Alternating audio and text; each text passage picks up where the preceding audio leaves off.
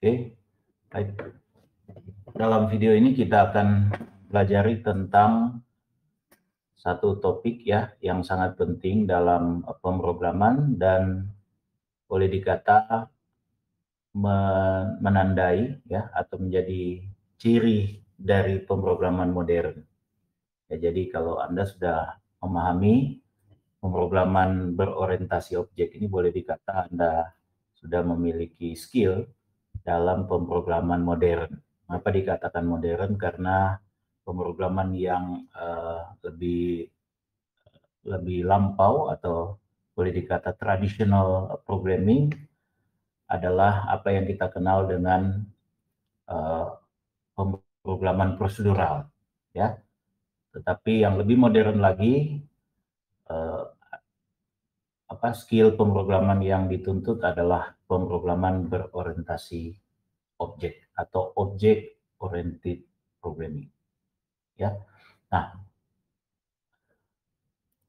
adapun materi yang akan kita pelajari yaitu mencakup structure, kemudian kita akan melihat bagaimana membuat kelas dan membuat objek berdasarkan kelas, kemudian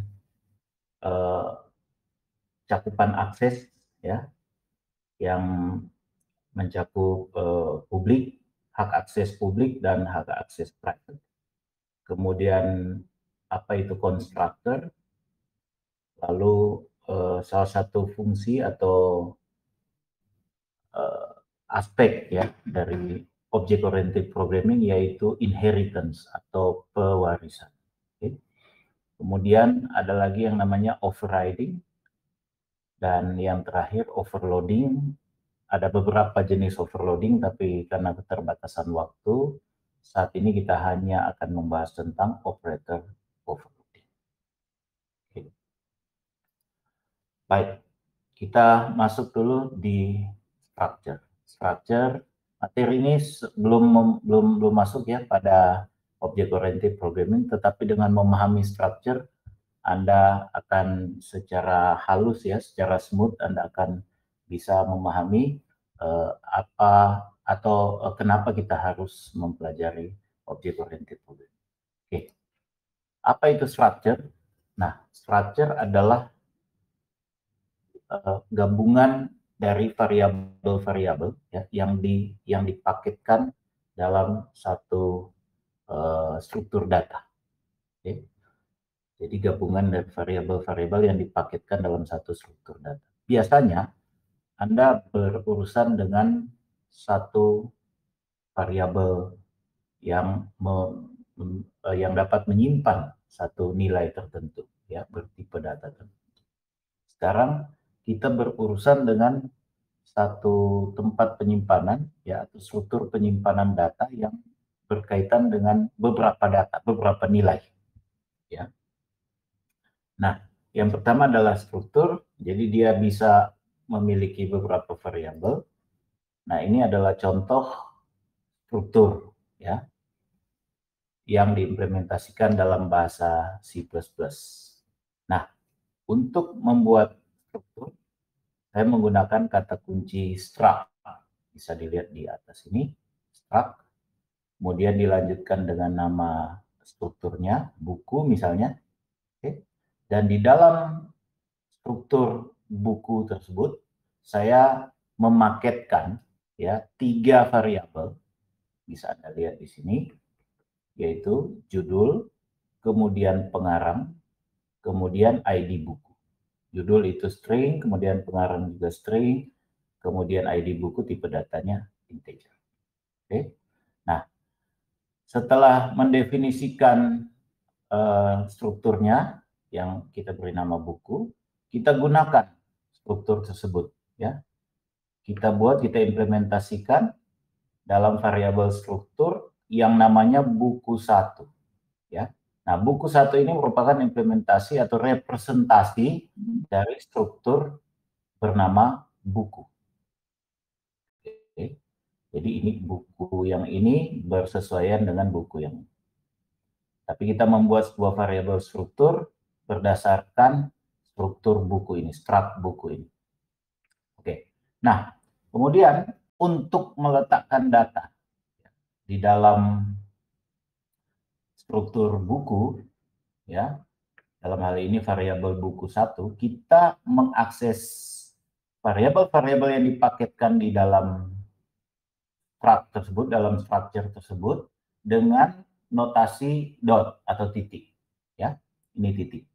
Jadi, nama variabelnya, variabel structure-nya, buku 1 titik, kemudian nama variabel yang dipaketkan di dalamnya. Ya, misalnya dalam hal ini judul.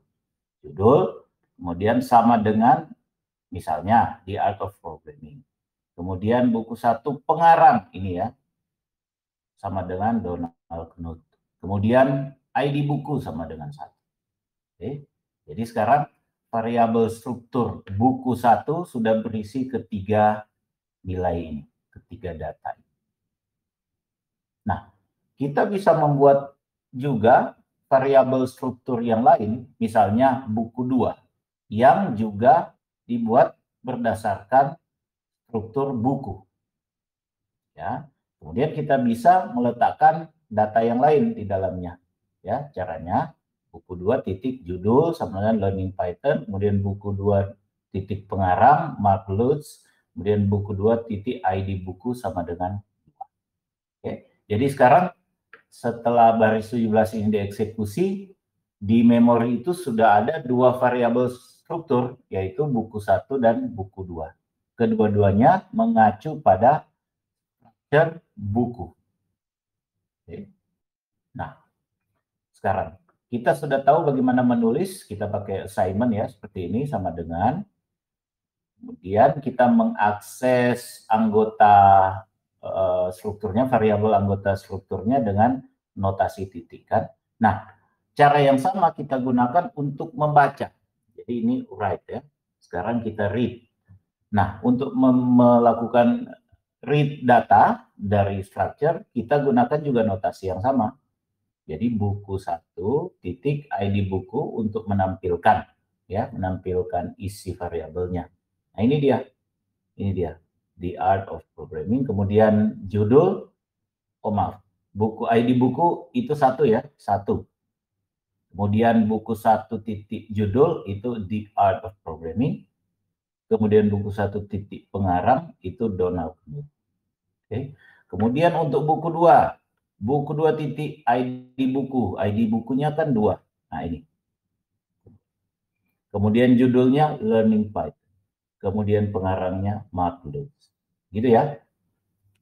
Demikian struktur ya. Dan apa yang dilakukan di sini coba kita lihat. Ya, saya bisa membuat sebuah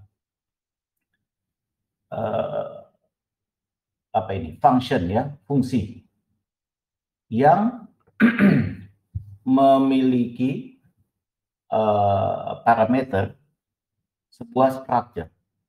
Jadi variabel structure itu sama aja dengan variabel yang lain ya. Bisa kita isi data, bisa kita baca datanya, bisa juga kita masukkan sebagai parameter dalam sebuah function. Katakanlah dalam contoh ini functionnya adalah di baris 9 tampil buku. Oke, dia punya satu parameter yaitu sebuah structure dari buku. Apa yang dilakukan oleh function ini? Dia mengambil variabel tersebut, katakanlah X, dan menampilkan, ya, dia membaca variabel ID buku dari variabel structure X. Kemudian judul, kemudian pengarang. Jadi bedanya dengan versi yang pertama dari program ini, kita melakukan pembacaan dari dari program utama secara langsung kita mengakses variabelnya, variabel structure. Tapi untuk versi yang ini kita memanggil function yang mencetak atau menampilkan isi dari variabel-variabel yang ada di dalam structure. Nah, di mana kita memanggilnya? Di baris 23. Saya panggil tampil buku ini ya, tampil buku dengan variabel parameter ya, parameternya buku 1, variabel buku 1.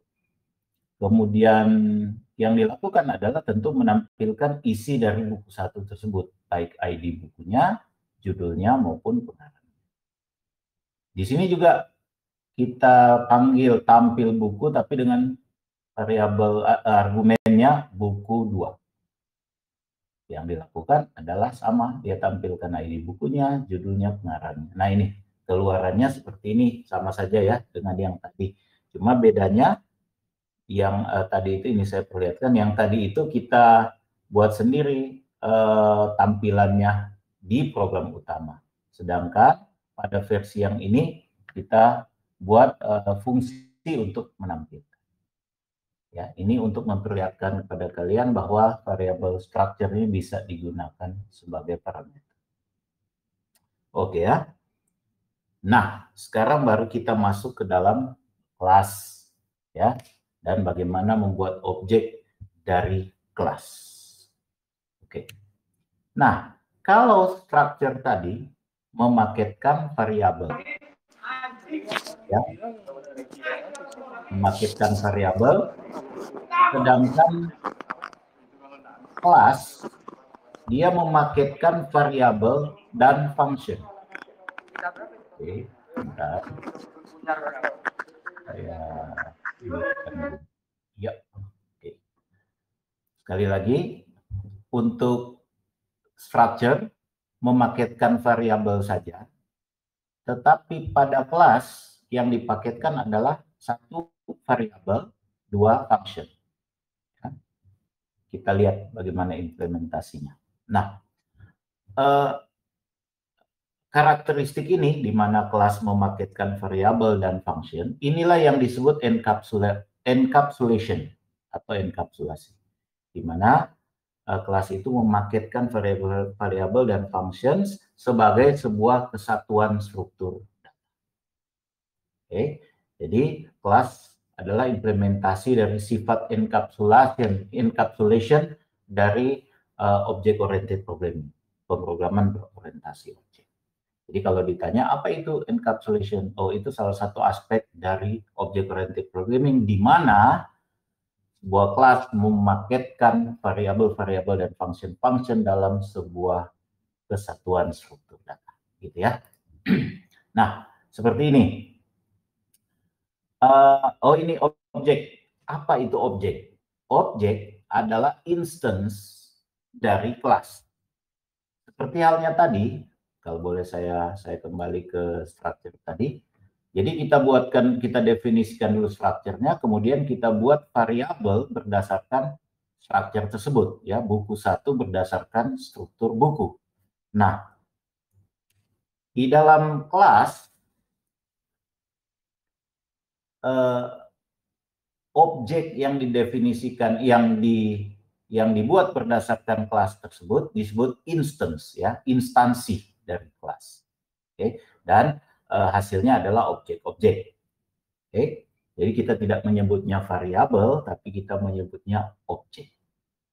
Oke, sekarang kita tahu perbedaan antara kelas dan objek. Jadi kelas itu mendefinisikan objek, sedangkan objek adalah instansi dari kelas. Jadi kelas yang direpresentasikan menjadi objek. Oke, nah sekarang kita lihat bagaimana kita mengimplementasikan kelas dan objek. Oke, nah perhatikan di baris keempat, kita membuat kelas dengan nama buku. Ya. Perhatikan bahwa sejak di structure tadi, di program structure tadi, saya menggunakan nama buku dengan huruf besar B. Ya. Ini konvensional aja, cuma kebiasaan. Secara tradisi kita hampir selalu menggunakan huruf besar untuk awal dari nama kelas. Ya, silakan diikuti saja kebiasaan ini. Jadi buku dengan B besar, ya. Kemudian abaikan dulu ini kata kunci publik, nanti saya akan jelaskan sebentar. Nah, kelas buku ini memiliki berapa variabel? 3 ya, di baris 6, 7, dan 8, yaitu judul, sebuah string, kemudian pengarang juga string, dan ID buku, integer. Dan berapa banyak function? 1, yaitu tampil buku, tidak memiliki parameter apapun, dan tidak menghasilkan keluaran nilai kembalian apapun. Yang dilakukan adalah dia mengakses variabel ID buku, kemudian judul, kemudian pengarang untuk ditampilkan dengan menggunakan cout. Gitu ya. Nah, cukup mengenai definisi kelasnya, kita lihat program utamanya ya. Nah, di sini kita membuat objek di baris ke-16 dan baris ke-20 kita membuat objek. Objek pertama yang dibuat adalah buku 1 yang dibuat berdasarkan kelas buku. Objek yang kedua ada di baris 20, buku 2 juga dibuat berdasarkan kelas buku. Nah, kita mengakses anggota dari kelas ya dengan menggunakan cara yang sama seperti yang kita lakukan pada structure ya. Kita pakai notasi titik. Buku 1 titik, jadi nama objeknya buku 1 titik judul di out of problem dan seterusnya untuk pengarang dan ID buku. Juga untuk buku 2 sama, buku 2 titik judul sama dengan learning Python misalnya. Kemudian pengarang, kemudian ID buku. Nah, kemudian saya mengakses function yang ada di dalam kelas buku, yang didefinisikan di dalam kelas buku dengan menggunakan notasi titik dari objeknya, buku 1 titik tampil buku. Nah, ini saya akses tampil buku dari buku 1. Kemudian saya mengakses juga tampil buku dari kelas 2 di baris 24 dan baris 25. Hasilnya sama seperti yang tadi ya. Nah, tapi bedanya sekarang saya menggunakan kelas. Oke. Demikian, semoga bisa dipahami bagian yang ini. Nah, dalam terminologi object oriented programming ya, istilah-istilah yang digunakan di object oriented programming, variabel-variabel yang didefinisikan di dalam kelas itu disebut atribut. Sekali lagi, variabel yang didefinisikan di dalam kelas itu disebut atribut. Sedangkan function yang didefinisikan di dalam kelas itu disebut metode. Oke. So attributes and methods. Atribut dan metode. Oke. Jadi kita tidak menyebutnya variabel tapi atribut, kita tidak menyebutnya function tetapi metode. Oke. Kita lanjut sekarang. Masing-masing anggota kelas, apakah itu atribut ataukah itu metode, ya, dia memiliki hak akses. Nah, ada 2 hak akses yang umum dipakai yaitu public dan private. Ada lagi satu protected tapi tidak saya jelaskan di sini. Kita lihat saja dulu public dan private. Nah, public dan private. Apa beda hak akses publik dan hak akses private? Lihat. Misalnya kita punya kelas, 4 anggotanya, 2 atribut dan 2 metode. Oke, variabel 1, variabel 2, dan function 1, function 2. Nah, kita misalnya mendefinisikan variabel 1 ini, atribut 1 ini dengan private, sedangkan atribut dan metode 2 ini didefinisikan dengan publik. Apa yang terjadi?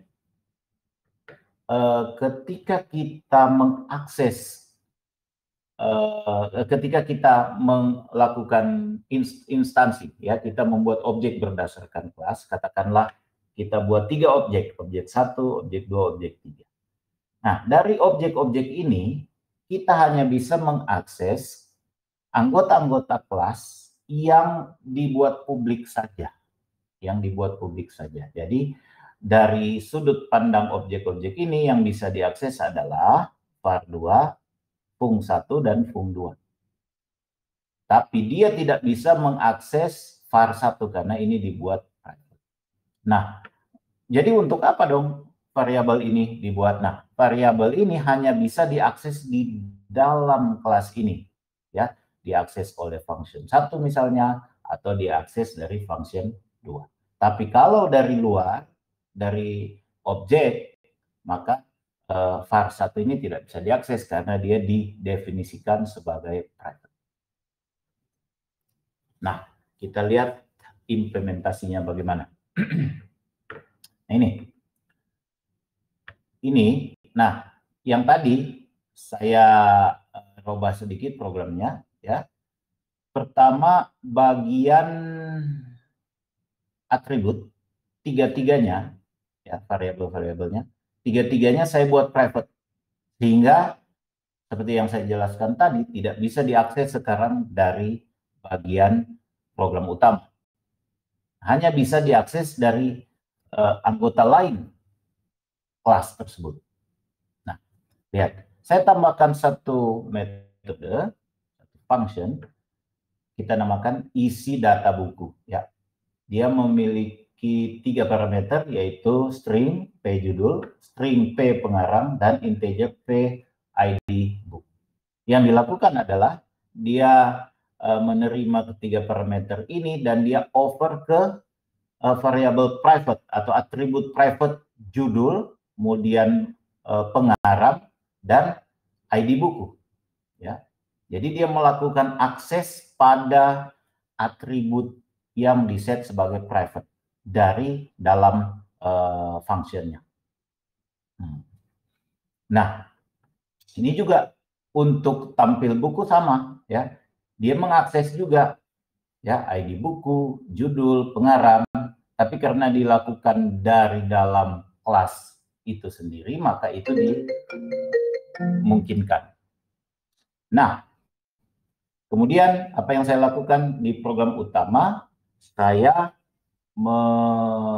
mengakses metode isi data buku. Ya, pertama dibuat dulu instansnya buku 1, ya, berdasarkan kelas buku.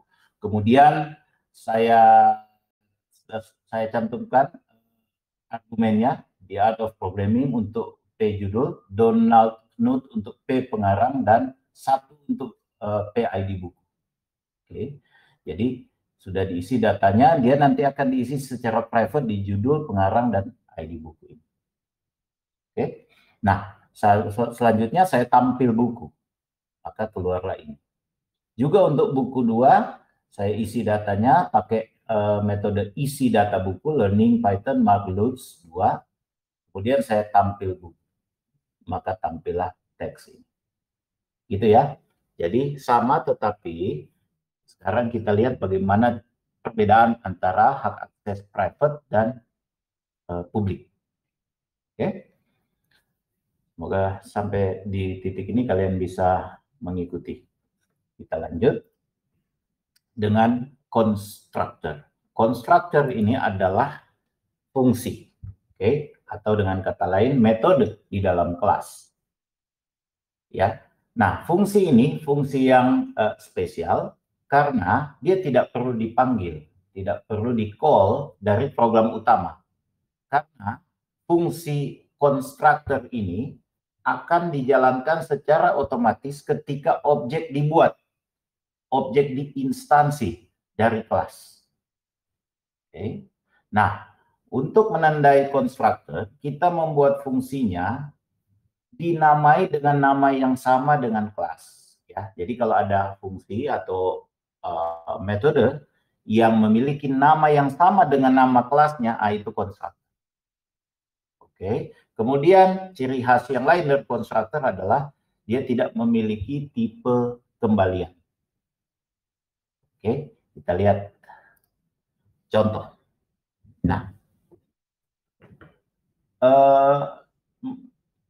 masih tentang buku yang tadi ya. Nah, ini tidak ada perubahan di atributnya, judul, pengarang, dan ID buku. Tapi lihat, saya definisikan, saya deklarasikan sebuah function, sebuah metode dengan nama buku, yang mana adalah sama dengan nama kelasnya. Nah, itu berarti bagian yang ini baris 10 ya.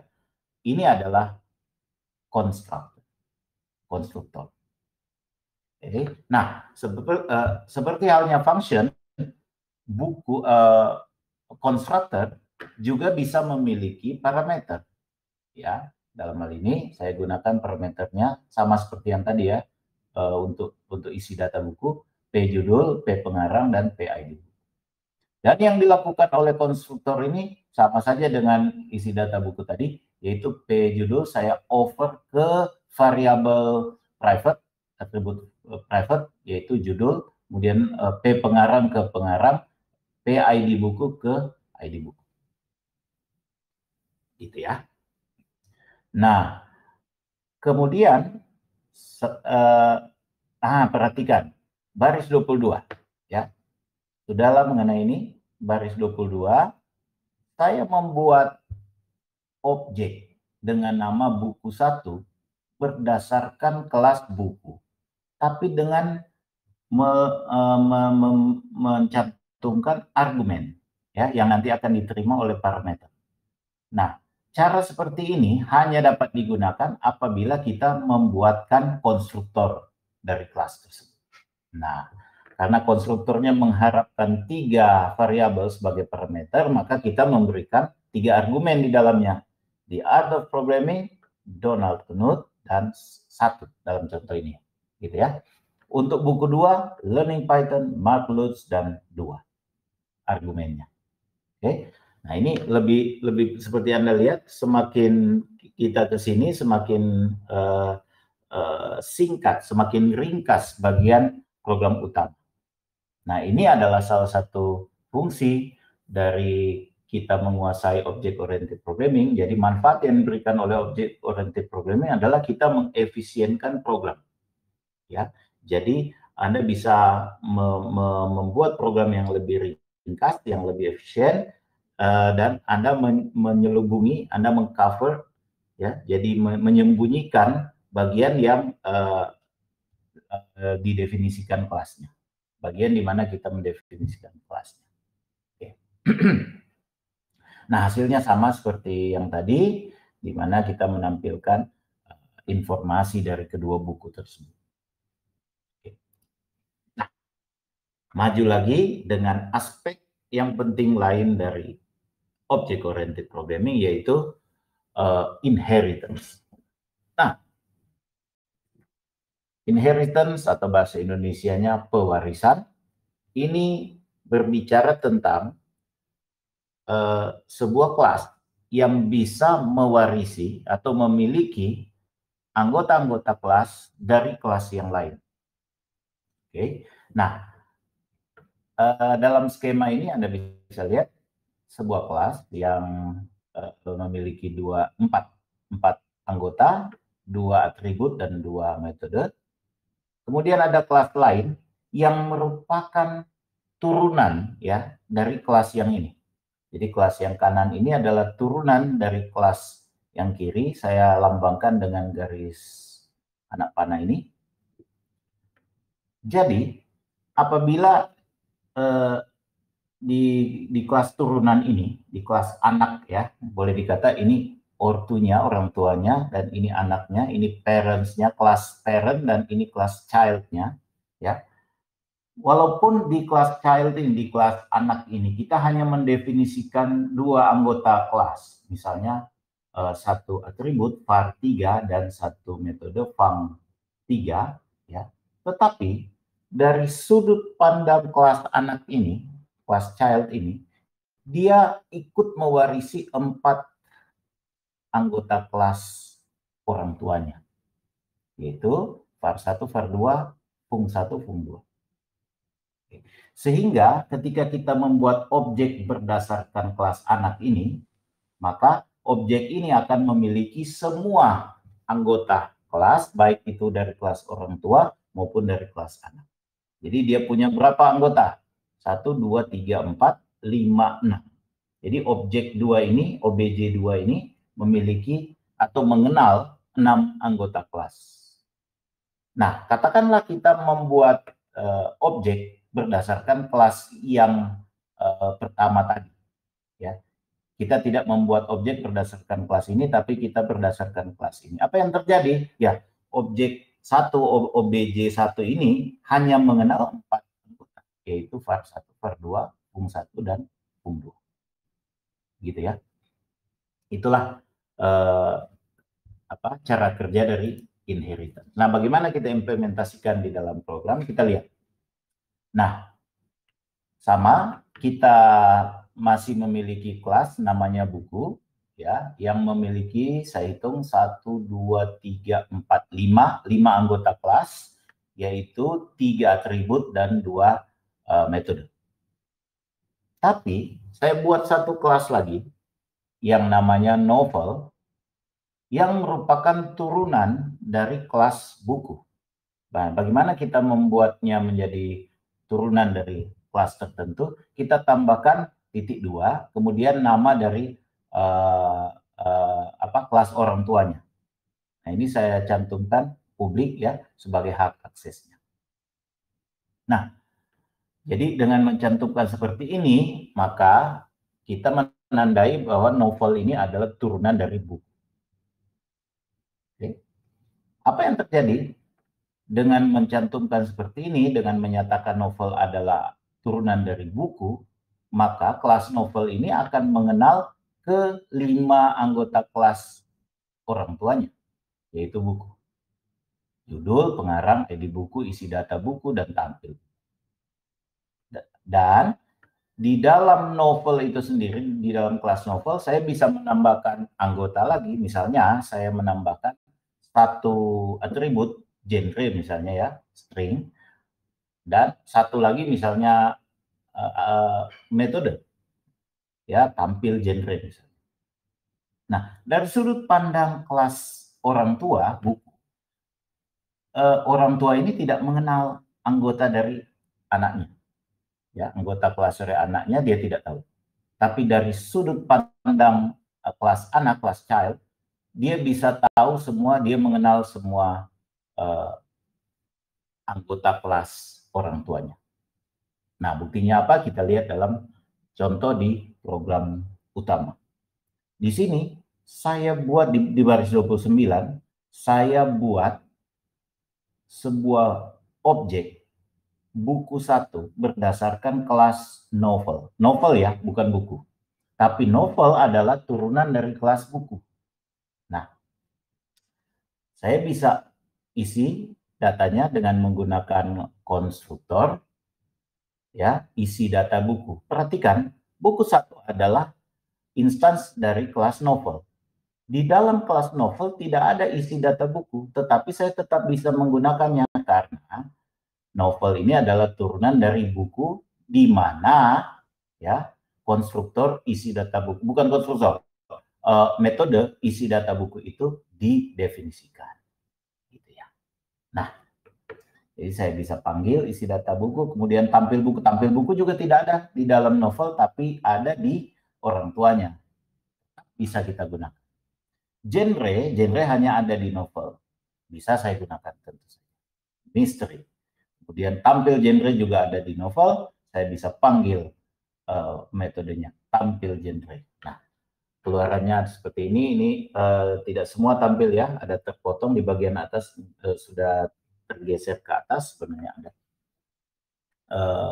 untuk menampilkan isi data buku. Baik. Itu untuk menunjukkan bagaimana kita membuat inheritance atau pewarisan. Nah, materi yang berikutnya adalah overriding. Overriding adalah aspek yang penting juga dalam object oriented programming, tapi erat kaitannya dengan pewarisan yang tadi. Nah, begini. Katakanlah kita punya kelas 4 anggota, kemudian saya punya kelas yang lain yang merupakan turunan dari kelas ini. Tapi perhatikan di sini, saya punya satu anggota di kelas anak yang namanya sama dengan nama anggota di kelas orang tua. Dalam contoh ini, fung2. Fung2 ada di kelas orang tua dan ada juga di kelas anak.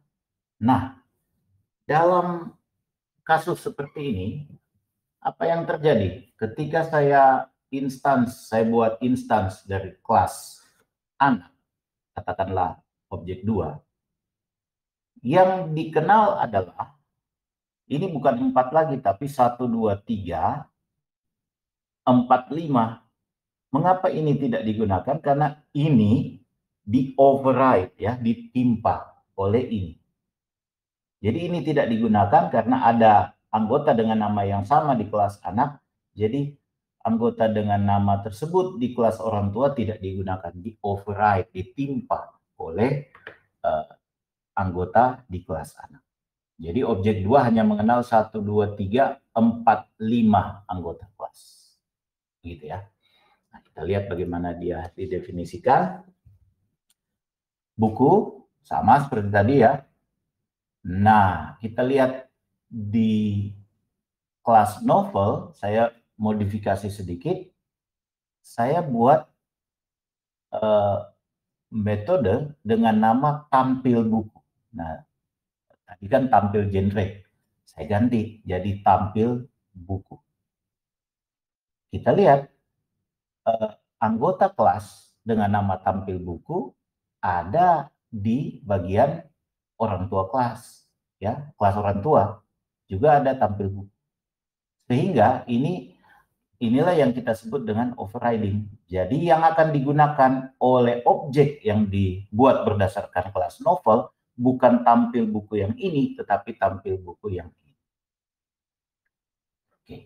Nah, nanti kalian pelajari bagaimana diimplementasikan di program utamanya. Jadi ketika saya panggil buku 1 tampil buku, yang dijalankan adalah ini, bukan yang ini. Buktinya apa? Kita lihat di sini, ya. Sini ada genrenya, ya, di baris 28. Di aslinya tampil buku kan tidak ada tulisan genre, tapi di sini sudah ada. Nah, sini tampil genre misteri, gitu ya. Nah, silakan dipelajari ulang bagian ini, silakan di pause videonya supaya kalian bisa memahami bagian ini. Oke. Nah, yang terakhir mengenai operator overloading. Overloading adalah konsep yang penting juga di dalam object oriented programming, dan salah satunya adalah operator overloading. Sebelum ke operator overloading, Anda perlu tahu dulu apa itu operator. Materi tentang ini sudah diberikan dalam materi-materi sebelumnya dalam seri kuliah saya. Apa itu operator? Operator adalah simbol, ya, yang menyatakan operasi. Mungkin itu operasi matematis, mungkin itu operasi logika, dan banyak operasi lain, ya, yang ada di dalam satu bahasa pemrograman. Nah, C++ mendukung berbagai jenis operator, ada operator aritmatik, ada relational, ada logical, ada bitwise, ada assignment, dan lain sebagainya, ya. Nah, ini contoh-contoh operator di dalam C++, ya. Ada khususnya operator aritmatik, ada tambah, ada kurang, ada kali, ya, pakai asterisk untuk perkalian, kemudian ada bagi, kemudian ada modulus, ada increment, ada decrement. Saya yakin kalian sudah punya pengalaman menggunakan operator-operator ini untuk menuliskan ekspresi, ya. Misalnya seperti A tambah B, A kurang B, A kali B, B per A, B modulus A, dan sebagainya. Oke. Nah, penggunaan operator, tentu saja operator kita gunakan di dalam ekspresi. Contoh, 3 tambah 4 atau 12 kurang 5. Nah, simbol tambah ini dan simbol kurang, itu operator, ya, itu sudah dikenal atau sudah ada di dalam C++, dan ketika program Anda dikompil, ya, compiler C++ akan tahu bahwa ini adalah operasi penjumlahan, ya. Ketika kita menggunakan operator tambah ini, simbol ini operasi penjumlahan. Kemudian kalau kita gunakan kurang ini, berarti ini operasi pengurangan. Nah, bagaimana dengan ini? A sama dengan 2 apel dan 3 jeruk. secara manusia gampang kita menginterpretasikan ini. Jadi misalnya A sama dengan 2 apel dan 3 jeruk, B 7 apel dan 4 jeruk, C sama dengan A tambah B. Ya. Apakah C? Nah, C adalah ya 2 tambah 7 kan, 9 apel dan 3 tambah 4, 7 jeruk. Gitu kan? Tapi oleh komputer ini tidak bisa dilakukan kecuali kita definisikan. Ya, kecuali kita tunjukkan kepada komputer bagaimana cara melakukan penjumlahan. Oke. Nah, operator pada dasarnya dapat direpresentasikan sebagai function, sebagai fungsi. Oke. Dengan operan-operan yang terlibat itu sebagai argumennya. Contoh, ekspresi 12 tambah 3, ya, jadi kita menggunakan operator tambah, ini bisa dinyatakan dengan tambah, kemudian argumennya 12 dan 3, operan-operannya digunakan sebagai argumen. Jadi sebagai function ya, dengan nama functionnya simbol. Atau boleh direpresentasikan dengan nama teks seperti ini ya, supaya lebih gampang dipahami. 3 kurang 5 bisa dibuat function kurang ya, 3 dengan argumennya operan-operan yang terlibat 3 dan 5. Oke. Nah, Anda kan bisa membuat function berdasarkannya atau kali 14 kali 3 kita bisa tuliskan dalam bentuk function kali 14,3. Nah, nanti hasil dari penjumlahan ini 12 tambah 3 ya 15 itu di dalam function adalah nilai kembaliannya, return value-nya. Gitu kan? Nah, kalau Anda sudah tahu itu, maka kita baru bisa membahas tentang operator overload. Ya, overload artinya redefining, ya, redefinition, mendefinisikan kembali. Ya, jadi dalam operator overloading kita mendefinisikan kembali ya, operasi yang dikerjakan oleh operator terhadap data. Sehingga keperluan seperti tadi, di mana kita menjumlahkan bukan angka seperti tadi ya, yang kita contohkan tadi apel dan jeruk itu bisa dilakukan dengan menggunakan simbol tambah. Sebelumnya kan tidak bisa, tapi kalau kita tunjukkan bagaimana caranya ke komputer, maka komputer bisa melakukannya. Itu yang namanya operator overloading. Nah, untuk membuat operator overloading, kita menggunakan notasi ini. Nah, ini nama keyword ya, kita gunakan kata operator. Ini harus ditulis operator, kemudian dilanjutkan dengan operator apa yang kita overload. Misalnya kita overload operator tambah. Ini bisa juga kurang, bisa kali, dan sebagainya. Kemudian nama kelas kembaliannya, katakanlah contoh, ini hanya contoh box. Ya. Kemudian parameternya, misalnya parameter adalah another class dengan nama box. Ya, ini tuliskan seperti ini dengan simbol dan ini untuk reference-nya. Ya, kalau Anda belajar tentang pointer dalam pembahasan lalu, Anda akan paham. Jadi itu saja mengenai operator overloading. Untuk membuatnya kita menggunakan format ini. Kita lihat bagaimana operator overloading itu diimplementasikan di dalam program. Nah, saya membuat sebuah kelas dengan nama buah. Saya punya atribut private, ya, apel integer dan jeruk juga integer. Ini untuk menampung jumlah apel dan jumlah jeruk. Kemudian saya buat sebuah metode dengan nama buah. Ingat, kalau nama metodenya, nama fungsinya sama dengan nama buahnya, apa itu? Yang tadi kita pelajari, constructor. Ya, buah dengan dua parameter, kita lihat sini, jum apel integer dan jum jeruk. Nah, kalau notasi seperti ini sama dengan, nah ini kita membuat nilai default. Jadi kalau tidak dimasukkan, dia akan menggunakan nilai defaultnya. Nilai defaultnya kita tetapkan 0. Jadi kalau tidak diberi masukan argumen, yang digunakan adalah nilai 0 untuk jum apel dan 0 untuk jum jeruk. Nah, apa yang dilakukan sama kayak tadi di contoh, dia mengover nilai di jum apel dan jum jeruk itu ke variabel private apel dan jeruk. Kemudian ada satu lagi metode dengan nama info. Nah, ini untuk menampilkan jumlah apel berapa dan jumlah jeruk dengan mengakses variabel private apel dan jeruk. Nah, di sini ada operator overloading.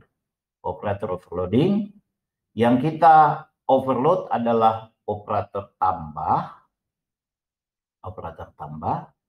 Kemudian saya pakai ini kelas kembaliannya adalah buah, ya, dan kelas masukannya juga adalah buah. Oke. Nah, yang saya lakukan adalah jika operator tambah ini digunakan, maka ya, ini pertama saya buat dulu sebuah objek temporary dari kelas buah, ya. Kemudian yang dimasukkan itu B, ya, yang menjadi objek masukannya B. B itu kita ambil bagian apelnya, ya. Oke, bagian apelnya kita ambil apel, kemudian kita jumlahkan dengan apel yang sudah ada di dalam kelas kita. Apel yang sudah ada di dalam kelas dijumlahkan. Hasilnya ditampung di TMP ini. Oke. Kemudian demikian juga dengan jeruk. Kita ambil dari parameternya B titik jeruk dijumlahkan dengan isi variabel private jeruk ini. Kemudian hasilnya disimpan di dalam objek TMP. Kemudian seperti yang kita definisikan, keluaran dari function ini adalah buah, sebuah objek bertipe buah, maka kita return TMP. TMP adalah sebuah objek dari buah. Oke. Nah, sekarang kita lihat bagaimana cara menggunakan operator overloading itu. Nah, semoga Anda tertarik di bagian ini. Lihat, saya membuat objek buah 1 dan langsung menjalankan konstruktornya. Ini ada konstruktor, ya, ini ya, buah. Saya jalankan konstruktornya dengan memasukkan argumen 20 dan 5. 20 untuk apel, 5 untuk jeruk. Ini ya, 20 dan 5. Kemudian saya buat lagi objek yang kedua, buah 2, 12 dan 4. 12 untuk apel, 4 untuk jeruk. Saya buat lagi objek yang lain namanya buah 3. Sekarang saya tidak menggunakan argumen apapun. Apa yang terjadi kalau saya tidak gunakan? Dia akan menggunakan nilai default 0. Ya, itulah gunanya ini, ya. Gunanya ini sama dengan 0 dan ini sama dengan 0. Jadi kalau tidak diberi masukan apapun, dia akan menggunakan nilai default. Oke. Nah, kemudian apa yang saya lakukan? Nah, ini hebatnya operator overloading. Saya bisa melakukan ini. Buah 3 sama dengan buah 1 tambah buah 2. Tanpa operator overloading, penulisan ekspresi seperti ini tidak bisa dilakukan. Ya, tapi dengan operator overloading bisa. Buah 1 tambah buah 2. Apa yang dilakukan? Ya, buah 1 ini, ya, dijumlahkan, jadi apel dan jeruknya dijumlahkan dengan apel dan jeruk dari buah 2 oleh operator overloading ini. Jadi buah 2 diwakili dengan B, dijumlahkan ke buah 1 apelnya, buah 2 diwakili dengan B ya, jeruknya dijumlahkan dengan jeruk di buah. Hasilnya dikembalikan sebagai sebuah objek yang baru dan kemudian ditampung oleh buah 3 di dalam program ini. Nah, itu ya. Kemudian yang kita lakukan adalah kita akses info buah 1, tampilkan mana dia. Ini objek buah 1, apelnya 20, jeruknya 5, objek buah 2, apelnya 12, jeruknya 4. Lalu kita akses buah 3 yang sekarang tidak lagi 0, tapi sudah berisi hasil penjumlahan dari buah 1 dan buah 2, yaitu 20 tambah 12, 32, 5 tambah 4, 9. Gitu ya. Silakan diulangi kembali apa yang saya jelaskan ini sampai mengerti, dan akan lebih bagus juga jika Anda bisa mempraktekkan teknik-teknik object oriented programming yang sudah dipelajari dalam video ini dengan contoh kasus yang lain supaya Anda lebih paham. Demikian pembahasan mengenai object oriented programming, pemrograman berorientasi objek. Selamat belajar dan sampai ketemu lagi dalam video berikutnya. Terima kasih.